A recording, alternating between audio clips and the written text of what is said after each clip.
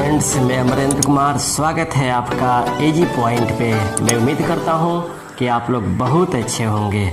चलिए, आज हमारा जो क्लास है वह संघ और उसका राज्य क्षेत्र यानी भारतीय संविधान के भाग 1। यहाँ से अब हम भारतीय संविधान के भाग को एक एक करके 1, 2, 3, 4 जितने भी भारतीय संविधान के जो महत्वपूर्ण भाग हैं उन सभी भागों को विस्तार रूप से मैं पढ़ाऊँगा। इसके पहले मैं संविधान का गठन, संविधान निर्माण की प्रक्रिया, संविधान सभा का गठन, संविधान का विशेषता, संविधान का प्रस्तावना और संविधान के प्रमुख स्रोतों के बारे में पढ़ा चुके हैं, है ना। तो चलिए हम स्टार्ट करेंगे अब आज से संघ और उसका राज्य क्षेत्र, भारतीय संविधान का भाग 1।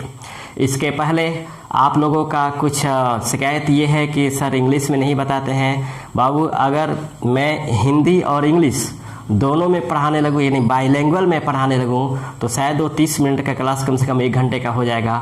और मैं जानता हूँ कि आप लोग 30 मिनट से अधिक क्लास नहीं देख पाते हैं, इसलिए मैं बाईलैंग्वेज नहीं पढ़ाता, है ना। हाँ, जो आपको दिक्कत आती है, मान लीजिए हिंदी में टर्म में कोई दिक्कत आता है तो आप आसानी से मुझसे संपर्क कर सकते हैं। ऑलरेडी लिंक में मेरा नंबर दिया हुआ है, या नहीं दिया हुआ है तो ग्रुप में जाकर आप मेरा नंबर ले सकते हैं और जो भी दिक्कत होती है आप हमसे पूछ सकते हैं। पढ़ाई के संदर्भ में मैं बता दूं, जो भी मैं मेहनत कर रहा हूँ वो आप लोगों के लिए कर रहा हूँ। अगर आप सफल होंगे तो शायद मुझे उसमें खुशी होगी, है ना, क्योंकि जो भी मैं कर रहा हूँ आपके सफलता के लिए कर रहा हूँ। जो भी मैं मेहनत कर रहा हूँ, मैं प्रयास कर रहा हूँ कि आप सफल हो, है ना, इसलिए मैं इतना मेहनत करता हूँ। तो पढ़ाई के संदर्भ में कोई भी दिक्कत होता है, आप विदाउट हेजिटेशन आप हमसे संपर्क कर सकते हैं, आप हमसे बात कर सकते हैं, या कोई भी समस्या होती है को आप हमसे बोल सकते हैं। पढ़ाई के संदर्भ में मैं आपको सॉल्व करने के लिए प्रयास करूंगा, ठीक ना। तो चलिए स्टार्ट करते हैं। संघ और राज्य क्षेत्र, इसका जो इंग्लिश होता है वह होता है द यूनियन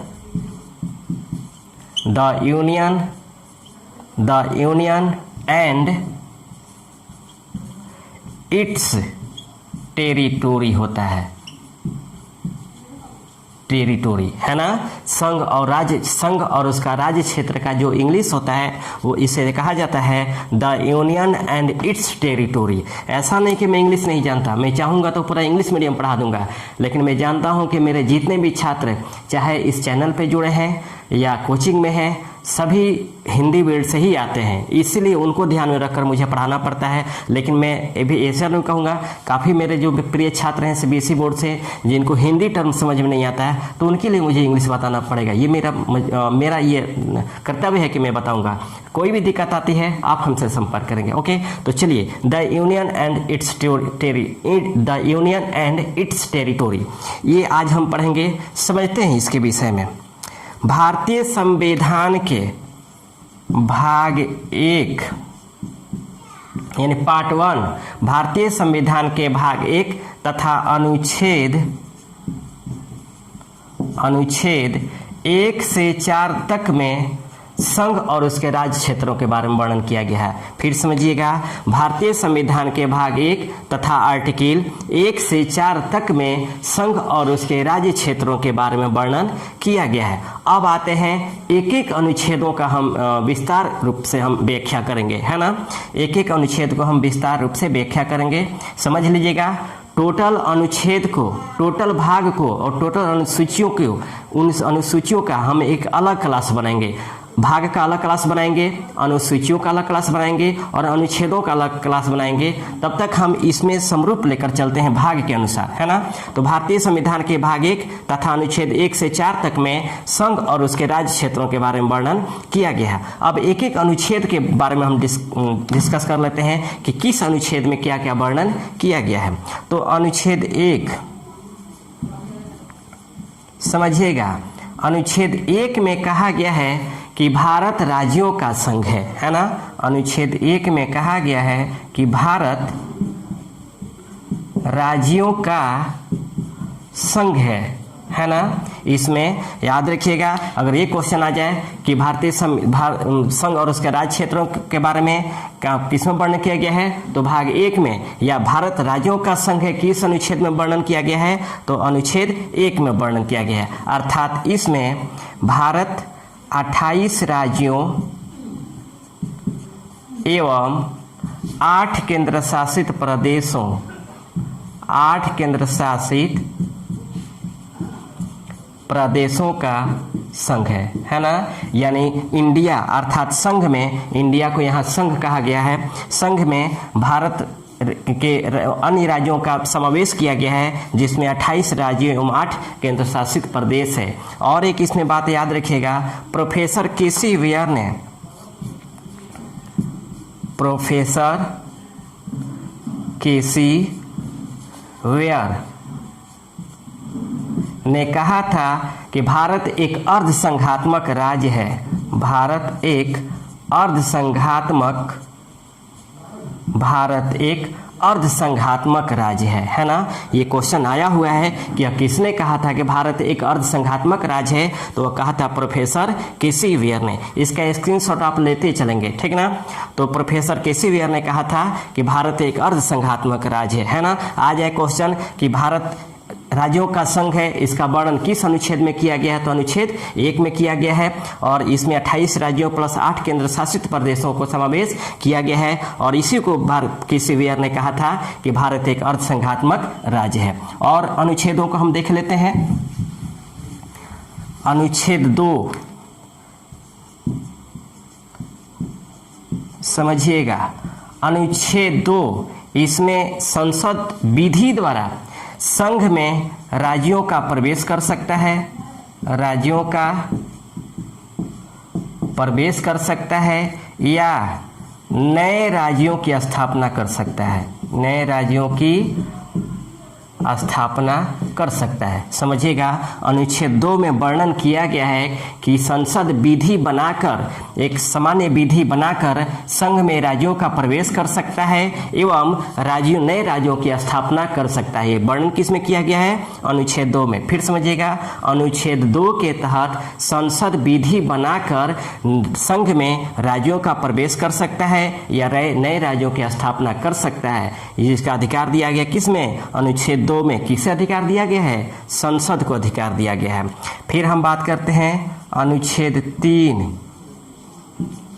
अनुच्छेद 3 समझिएगा, अनुच्छेद 3 में संसद को यह अधिकार दिया गया है, संसद को यह अधिकार है कि वह नए राज्यों का गठन कर सकता है, नए राज्यों का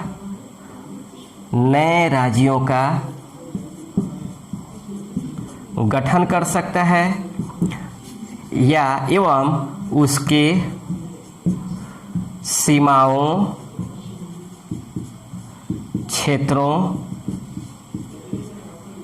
एवं नामों में परिवर्तन कर सकता है, नामों में परिवर्तन कर सकता है। फिर समझिएगा, संसद को यह शक्ति प्राप्त है कि किसी नए राज्य का निर्माण कर सकता है, नए राज्य का गठन कर सकता है, उसके क्षेत्रों, नामों या सीमाओं में परिवर्तन कर सकता है। ये टोटल शक्ति प्राप्त है अनुच्छेद 3 के तहत, किसे, संसद को प्राप्त है। लेकिन इन शक्तियों को प्राप्त है, लेकिन इसके पहले उसे राष्ट्रपति से अनुमति लेना अनिवार्य है। उसे संसद को यह अधिकार प्राप्त है कि वो नए राज्यों का गठन कर सकता है, उसके नामों में परिवर्तन कर सकता है, उसके क्षेत्रों में परिवर्तन कर सकता है या उसके सीमाओं में परिवर्तन कर सकता है, लेकिन इसके पहले उसे राष्ट्रपति की अनुमति लेना अनिवार्य है। ये आपको अनुच्छेद 3 में वर्णन किया गया है, ठीक ना। अब हम बात करते हैं अनुच्छेद 4 की। अनुच्छेद 4 समझिएगा, अनुच्छेद 4 में यह वर्णन किया गया है कि संसद द्वारा अनुच्छेद 2 एवं 3 में जो अधिकार प्रदान किया गया है, अनुच्छेद 2 और 3 में जो अधिकार प्रदान किया गया है, वह अनुच्छेद 368 के तहत, अनुच्छेद 368 के तहत संविधान संशोधन करने योग्य नहीं है, संविधान संशोधन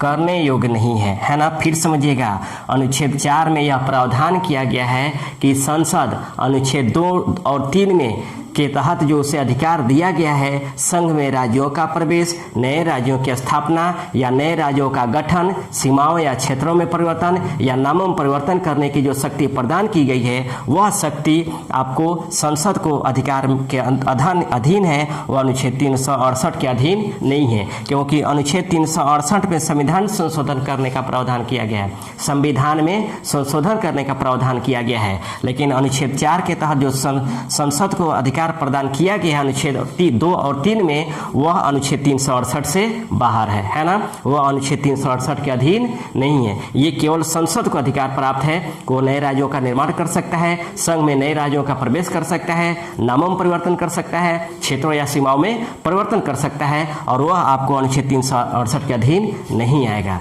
तो ये हमारे अनुच्छेद थे भारतीय संघ और उसके राज्य क्षेत्रों में। फिर समझिएगा, अनुच्छेद 1 में कहा गया है कि भारत राज्यों का संघ होगा, अर्थात 28 राज्य एवं 8 केंद्र शासित प्रदेशों का संघ होगा। हालांकि प्रोफेसर केसी वियर ने कहा था कि भारत एक अर्धसंघात्मक राज्य है। अनुच्छेद 2 में प्रावधान दिया गया है, यह प्रावधान है कि संसद विधि द्वारा संघ में नए राज्यों का प्रवेश कर सकता है, ये नए राज्यों का निर्माण कर सकता है। अनुच्छेद 3 में है कि संसद को यह अधिकार प्राप्त है, यह शक्ति प्राप्त है कि वह नए राज्यों का गठन कर सकता है, उसके क्षेत्रों या सीमाओं में परिवर्तन कर सकता है या नामों में परिवर्तन कर सकता है, लेकिन इसके पूर्व उसे राष्ट्रपति की अनुमति लेना अनिवार्य है। और अनुच्छेद 4 में प्रावधान है कि संसद को अनुच्छेद 2 और 3 में जो शक्ति प्राप्त की गई है वह अनुच्छेद 368 से बाहर है। अनुच्छेद 368 में जो प्रावधान है वह संविधान संशोधन करने का प्रावधान है,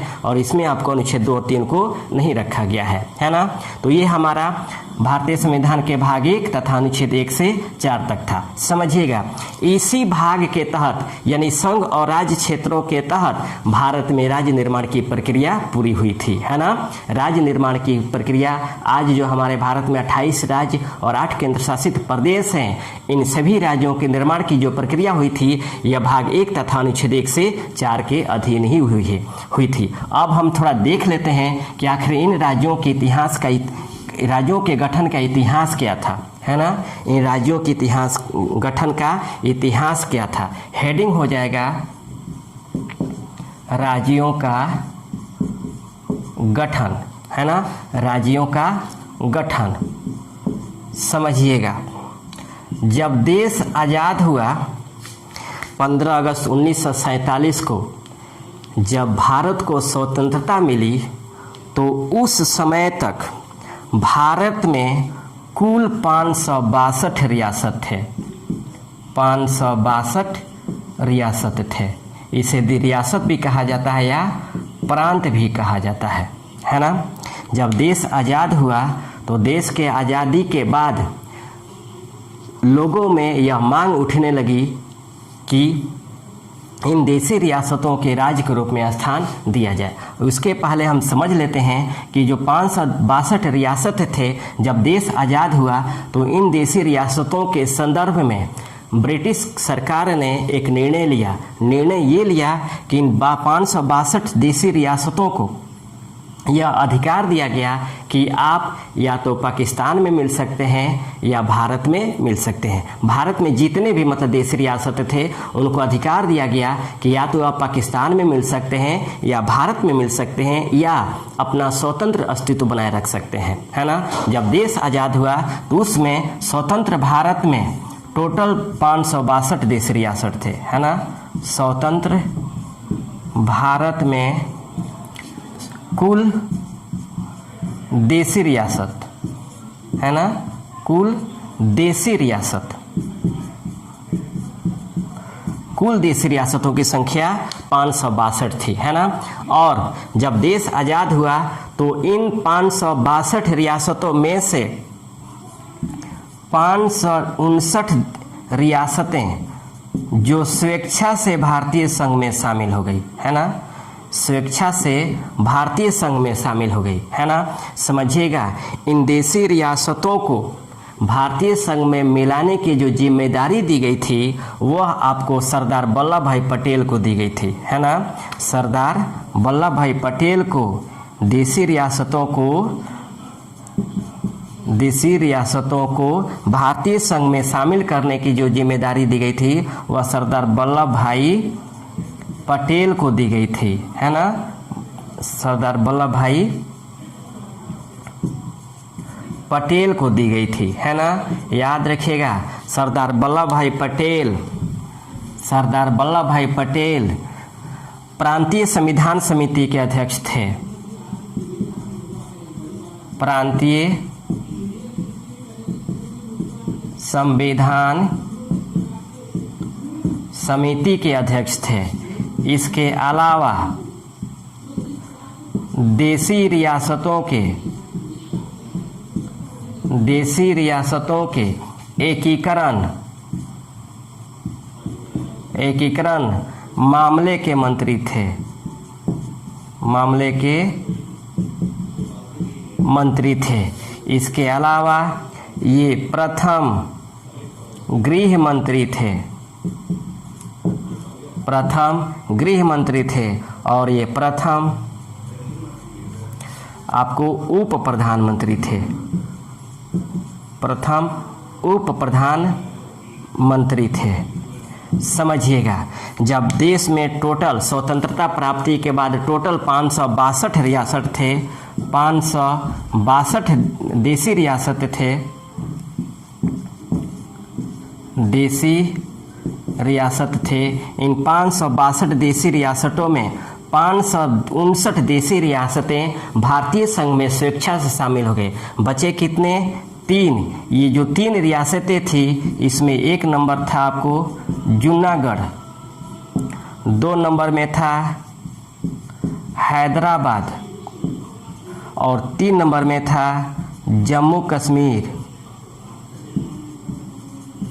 जम्मू कश्मीर।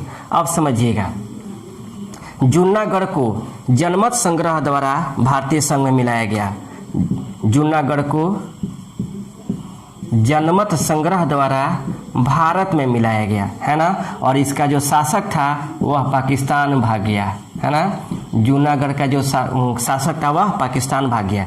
हैदराबाद को सैनिक कार्रवाई द्वारा मिलवाया गया, सैनिक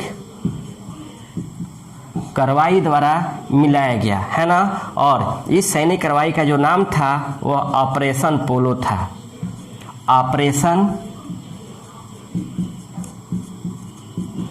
ऑपरेशन पोलो था, है ना। और जम्मू कश्मीर को 26 अक्टूबर 1947 को विलय पत्र पर हस्ताक्षर के तहत मिलाया गया, विलय पत्र पर हस्ताक्षर के माध्यम से मिलाया गया। समझिएगा, जम्मू कश्मीर जब, क्योंकि देशी रियासत 559 देशी रियासतें जो भारतीय संघ में शामिल हो गई, ये जो 3 देशी रियासतें थे यह अपना स्वतंत्र अस्तित्व बनाए रखना चाहते थे। लेकिन जूनागढ़ का कंडीशन था कि अगर हिंदू जनता थी और मुस्लिम शासक था, इसलिए जनमत संग्रह हुआ तो पूरी हिंदू जनता भारतीय संघ में शामिल हो गई और पाकिस्तान भाग गया उसका शासक। हैदराबाद में सैनिक कार्रवाई की गई क्योंकि पाकिस्तान में मिलना चाह रहा था, लेकिन सैनिक कार्रवाई किया गया और ऑपरेशन पोलो के तहत कार्रवाई किया गया और हैदराबाद को मिलाया गया। जम्मू कश्मीर के जो राजा हरि सिंह थे यह चाह रहे थे कि हम एक अलग स्वतंत्र देश के रूप में रहें, लेकिन भारत का जो विभाजन हुआ था वह क्षेत्र के आधार पर नहीं बल्कि धर्म के आधार पर हुआ था। इसलिए पाकिस्तान जो था वो टोटल मुस्लिम बाहुल्य क्षेत्र था और पाकिस्तान के सटे ही जम्मू कश्मीर था और यहाँ की टोटल जनता थी वह मुस्लिम बाहुल्य थी, है ना, मुस्लिम जनता थी, लेकिन राजा हिंदू था। पाकिस्तानी कबायलियों ने जम्मू कश्मीर पे आक्रमण करना प्रारंभ कर दिया। इससे हरि सिंह परेशान हुए और परेशान होकर भारत सरकार से मदद मांगी, लेकिन सरदार वल्लभ भाई पटेल तत्काल गृह मंत्री ने एक आदेश दिया कि जब तक आप हम किस आधार पे हम आपको सपोर्ट करें, है ना। तब हरि सिंह ने 26 अक्टूबर 1947 को विलय पत्र पर हस्ताक्षर किया, उसके बाद भारतीय संघ में शामिल कर दिया। इस तरह से टोटल यानी 562 देशी रियासतों को भारतीय संघ में शामिल कर लिया गया, है ना, भारतीय संघ में शामिल कर लिया गया। और शामिल करने के बाद संविधान में इसे राज्यों को 4 श्रेणी में बांट दिया गया, है ना। इन देशी रियासतों को संविधान में इसे राज्यों के 4 श्रेणी ए बी सी एवं डी में बांट दिया गया है ना। और बांटने के बाद ही यह मांग उठने लगी स्वतंत्रता के बाद कि भारत में राज्यों का गठन किस आधार पर किया जाए, है ना। भारत में राज्यों का गठन किस आधार पर किया जाए। जब यह मांग उठने लगी तब संविधान सभा के उस समय अध्यक्ष थे डॉक्टर राजेंद्र प्रसाद, है ना। डॉक्टर राजेंद्र प्रसाद जो संविधान सभा के अध्यक्ष थे, इन्होंने प्रांतीय भाषाई आयोग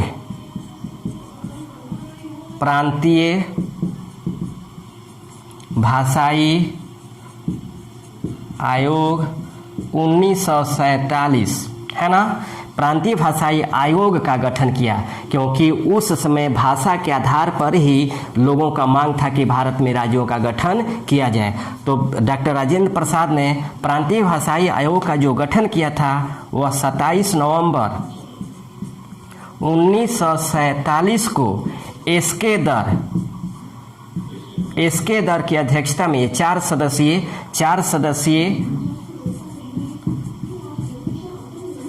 सदस्यीय एसके दर की अध्यक्षता में प्रांतीय भाषाई आयोग का गठन किया गया, है ना। डॉक्टर राजेंद्र प्रसाद जो उस समय संविधान सभा के अध्यक्ष थे, इन्होंने 27 नवंबर 1947 को एसके दर की अध्यक्षता में प्रांतीय भाषाई आयोग का गठन किया। ये जो एसके दर है, इनका पूरा नाम है श्याम कृष्ण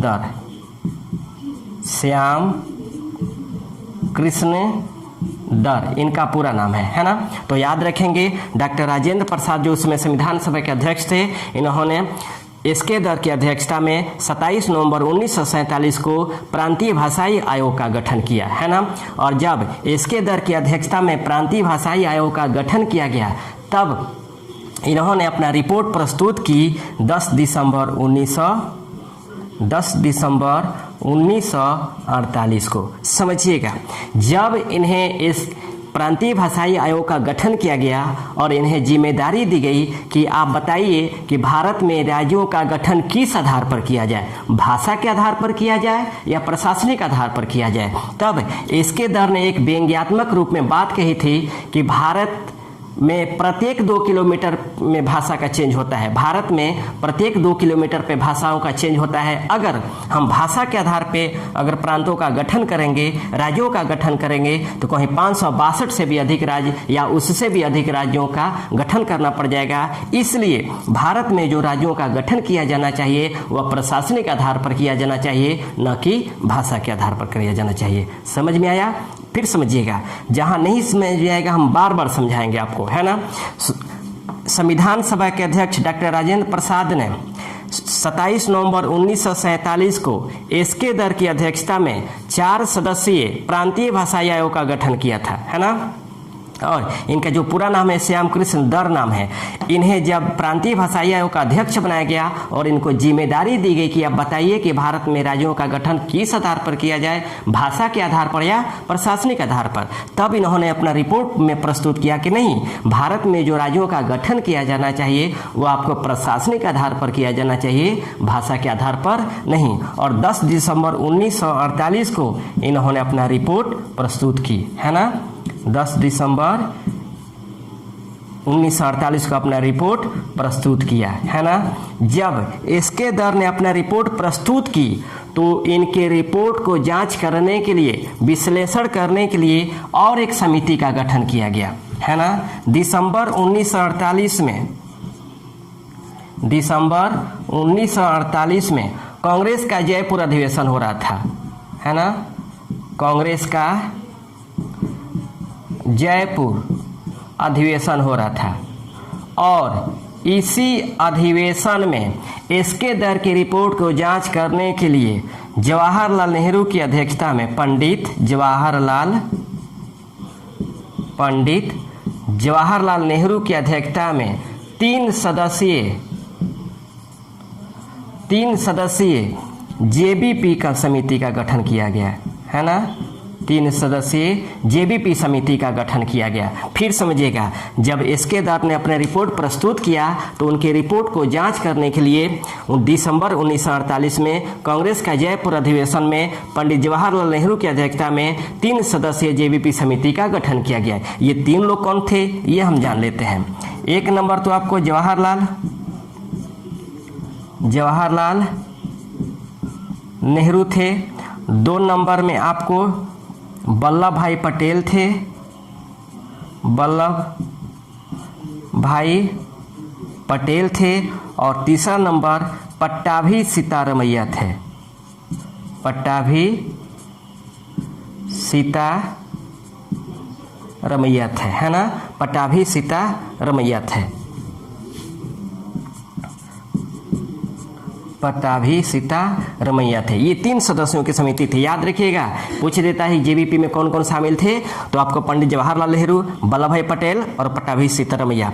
जेबीपी समिति का जब गठन किया गया और इन लोगों ने एसके दत्त की रिपोर्ट का विश्लेषण किया, जांच किया और जांच करने के बाद अपना निर्णय दिया कि एसके दत्त का रिपोर्ट सही है ना। इन्होंने अपना निर्णय दिया। निर्णय इन्होंने कब दिया? 1 अप्रैल 1949 को, है ना, जेबीपी अपना रिपोर्ट प्रस्तुत की, अपना रिपोर्ट प्रस्तुत किया और इस रिपोर्ट में बताया कि एसके दत्त का रिपोर्ट सही है, एसके दत्त का सुझाव सही है ना।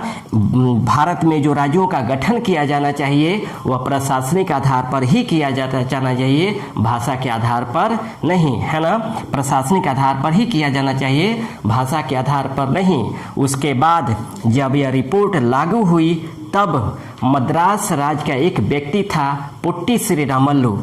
मद्रास राज्य का एक व्यक्ति था पुट्टी श्रीरामल्लू,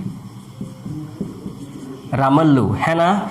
इसने तेलुगु भाषियों के लिए, तेलुगु भाषियों के लिए भाषा के आधार पर एक अलग राज्य के मांग का समर्थन करते हुए आमरण अनशन प्रारंभ कर दिया। फिर समझिएगा, जब एसके दत्त की रिपोर्ट लागू हुई तब मद्रास राज्य का एक व्यक्ति था पुट्टी श्रीरामल्लू। इसने तेलुगु भाषियों के लिए भाषा के आधार पर एक अलग राज्य के मांग का समर्थन करते हुए आमरण अनशन प्रारंभ कर दिया, है ना। आमरण अनशन को कहा जाता है भूख हड़ताल, भूख हड़ताल कहा जाता है। इन्होंने आमरण अनशन प्रारंभ कर दिया और आमरण अनशन के 56वें दिन, कहीं कहीं 58 दिन मिलता है, लेकिन जो सही है वह 56वें दिन है, कहीं कहीं 58 डेज मिलता है ना। तो आमरण अनशन के 56वें दिन 15 दिसंबर 1952 को इसकी मृत्यु हो जाती है ना। 15 दिसंबर 1952 की इसकी मृत्यु हो जाती है और मृत्यु होने के बाद भारत सरकार पे एक नैतिक दबाव आता है। नैतिक दबाव ये आता है कि भारत हाल ही में जो स्वतंत्रता प्राप्त की थी एक बहुत बड़े मूवमेंट से हुई थी। वह मूवमेंट था भारत छोड़ो आंदोलन। भारतीय स्वतंत्रता संग्राम का एकमात्र, भारतीय राष्ट्रीय आंदोलन का एकमात्र वह मूवमेंट था जिसका कोई नेता नहीं था, वह नेतृत्व विहीन था, जिसमें सबसे ज़्यादा आपको आम जनता ने भाग लिया था भारत छोड़ो आंदोलन में। भारत सरकार के सामने एक डर था, हमने सरकार तो बनाया है लेकिन एक नैतिक दबाव था कि अगर लोगों ने यानी जनता ने विरोध कर दिया तो विरोध करने के बाद हम इस आंदोलन को नहीं रोक पाएंगे। इसलिए भारत सरकार ने जल्दी में भाषा के आधार पर एक अलग राज्य का स्थापना की, है ना। भाषा के आधार पर एक अलग राज्य की स्थापना की 1 अक्टूबर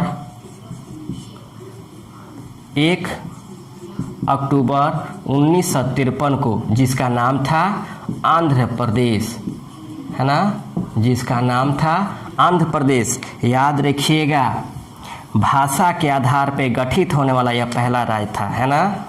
भाषा के आधार पर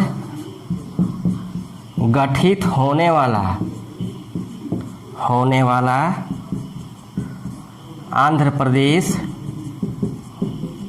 पहला राज्य था, है ना। पहला राज्य था? ये क्वेश्चन बहुत बार पूछा गया है कि भाषा के आधार पर भारत में गठित करने वाला या स्थापना होने वाला पहला राज्य कौन सा है? तो आंध्र प्रदेश था, है ना। जब आंध्र प्रदेश का गठन किया गया तो पूरे भारत में पुनः मांग उठने लगी कि अगर आंध्र प्रदेश का गठन किया जा सकता है तो अन्य राज्यों का क्यों नहीं, है ना। तब यहाँ से भारत सरकार एक अपना अलग निर्णय लेती है। वह क्या निर्णय लेती है वो आगे वाले क्लास में हम पूरा पुनः डिटेल इसको बताएंगे। वह जो मेरा क्लास होगा वह राज्य का पुनर्गठन एक विशेष क्लास ही होगा। राज्यों की स्थापना के इतिहास से संबंधित एक अलग मेरा वो क्लास ही होगा जिसको हम आपको उसमें विस्तार रूप से बताएंगे। तब तक इतना आप लोग पढ़िए और इसको समझिए और इसको देखिए। आप लोग पीडीएफ की मैं बता दूं कि ये भी आप लोग का शिकायत है कि पीडीएफ में अलग क्लास है, पीडीएफ में अलग है और क्लास में अलग है। बाबू मैं पीडीएफ एक समरी बनाया हूँ। मैं पीडीएफ में था, थी ये सब मैं सेंटेंस नहीं बना सकता। वो एक शॉर्ट कमेंट है ना। वो पीडीएफ इसलिए है कि यहीं कहीं अगर प्रॉब्लम आती है तो आप उसको देख लें। उस पीडीएफ को देखिए, कभी भी वही सबसे अच्छा नोट्स होता है जो अपने हाथों से बनाएंगे। मान लीजिए जितना मैं पढ़ा रहा हूँ इसको सुन करके जब अपने से इसको लिखिएगा, अपना नोट्स बनाइएगा, आपके अपने हैंड राइटिंग में नोट्स होगा तो आप अच्छी तरह से अपने से समझ पाएंगे। मैं जो बनाया हूँ वह पीडीएफ जो है वो मेरा शॉर्ट कमेंट है, शॉर्ट समरी है। वो मैं पूरा सेंटेंस, मान लीजिए जितना मैं सेंटेंस बोल रहा हूँ इतना अगर बोलूँ तो 10 पेज का एक मेरा पीडीएफ हो जाएगा। जो आपको जितना मैं बताया हूँ, जितना लेक्चर लिया, मुश्किल से 1 या 2 पेज में पीडीएफ हो जाता है। तो मैं केवल मेन फैक्ट्स को मैं लिखते चला गया हूँ, उसमें समरी किया हूँ। मैं इसका सेंटेंस नहीं बनाया हूँ, सेंटेंस यहाँ बनेंगे, है ना। तो वो पीडीएफ मेरा सही है, पीडीएफ में कोई वो नहीं है। हाँ, जिस तरह मैं समझा रहा हूँ और पीडीएफ में सब कुछ दिया भी नहीं जा सकता, इसलिए क्लास को देखना सुनना आपके लिए बहुत ज़रूरी होगा, है ना। तो चलिए, मैं उम्मीद करता हूँ कि ये भी क्लास आपको पसंद आया होगा। फिर हम नेक्स्ट क्लास लेकर हाजिर होंगे। तब तक के लिए एंजॉय से पढ़िए, मस्ती से पढ़िए। Best of luck.